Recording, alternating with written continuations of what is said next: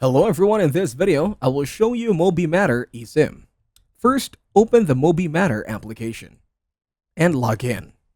Then select the country you want to use the eSIM for. Here, you will find a list of countries on the app's home screen. Then browse through the various deals and offers available for the selected country. Now choose the one that best suits your needs by tapping on it. After that, tap on Buy Now to proceed with the purchase. On the next screen, you can apply a promo code if you have one, or select a reward from the available options.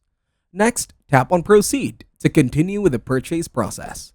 On the following screen, tap on Proceed to move to the next step. Now enter your email address carefully, making sure it is valid and does not contain any typos.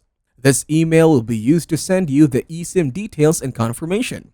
Then check the boxes to agree to the terms and conditions, and then tap on Confirm.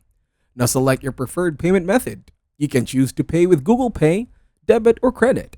Then complete the payment process by following the on-screen instructions for your chosen payment method. If this video was helpful, please consider leaving a like and subscribe to the channel. With that being said, I will see you in the next video.